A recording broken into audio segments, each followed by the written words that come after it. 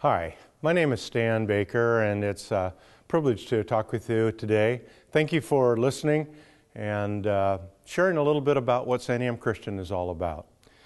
It's been my privilege to be associated with Santiam Christian for a long time. This is my 28th year in association and 24th year as the superintendent at Santiam Christian. It's been a privilege of mine to have our three sons go through Santiam Christian and graduate from Santiam Christian. So it's been my opportunity to participate in Santiam Christian both as an educator and as a parent. And it's been a wonderful experience, and we thoroughly enjoy the associations and the friendships that we have made down through the years.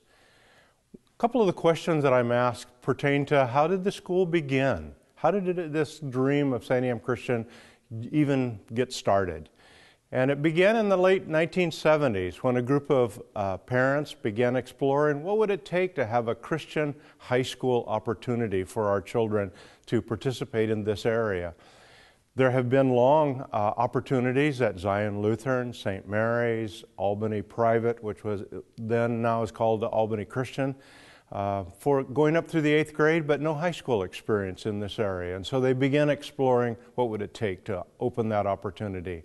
That dream began in 1979 as they began in rented facilities in what was then called Evangel Assembly on 34th Street in Albany, and began with 55 students as a high school, and concluded that same year at that location, and then got an opportunity to move out on the Camp Adair campus, and that began another incredible journey. It's kind of a parallel story because at that time many people were aware that Camp Adair had become known as a military base. During the height of World War II, there were as many as 40,000 soldiers that were stationed just to the north of our campus in what's now the E.E. Wilson Game Farm.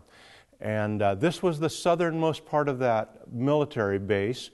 And at the conclusion of that war, and they moved towards the Korean War, there was a desire to have greater coastline security down the Pacific coast.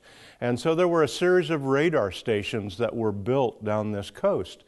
And that began the operation. Unfortunately, because of the advances in technology, it was not really needed for a very long time. And now radar could be identified just in certain select locations and provide the same level of coverage. So at that point, this base became obsolete and was placed into government surplus. And so it was within that arena of a building that was in government surplus that Santiam Christian got the opportunity of moving out onto this campus. And at that point, we were renting 3 buildings and just sharing a very small part of this campus.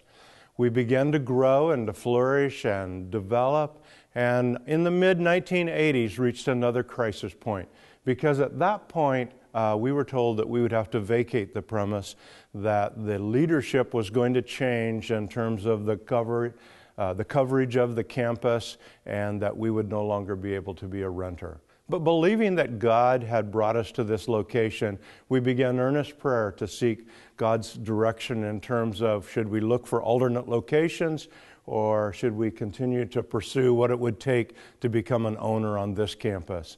Sensing God's leadership that this was the place that He had brought us, we began that process of exploring what would it take to become an owner. If you've ever dealt with the federal government, you know that that was not an easy process and filled with lots of red tape and paperwork. But the upshot of the whole ordeal was that we were granted the opportunity to purchase this part of the campus. And the key linchpin for the government was the fact that we were an independent school, not sponsored by any mission board or individual church, and so that the granting of the property would benefit children and their parents, but not an organized religious entity. And that became an incredible point moving forward. So the miracle that continued was kind of almost secondary in that we were able to purchase the entire 18 acres of property and the 14 buildings on the property for the price of $1. And that began the incredible journey of journeys, because we were no longer renters. We were now owners. It changed the whole mentality of our parents, because the giving of their time and the involvement of their selves in the development of the campus was now something as an owner, not a renter. And that began the incredible journey. We continued to grow and continued to flourish, and each time we faced challenges, there would be something that we'd come to an obstacle, God would miraculously provide. We all of a sudden needed to expand the library and the lunchroom on the elementary campus. We needed a new science room for the high school. We needed a new choir room. We needed junior high space. And all of those projects began to develop, and we became involved in remodeling and adding and building. And it was a flourish of activity where we didn't really even have time to stop and think. But after several years, we looked back and all of a sudden realized that we had done over $800,000 worth of construction and remodel, and there was no debt. We had done it as we had gone along, and God had miraculously provided. And that was a tremendous inspiration to the faith and the encouragement to our parents to see that God had miraculously led, directed, and provided. And so now we reach the point where we're expanding again. 8 years ago, we added a new gymnasium. Now currently we're adding a new library, science, and community building. We're in the process of upgrading athletic fields and developing those.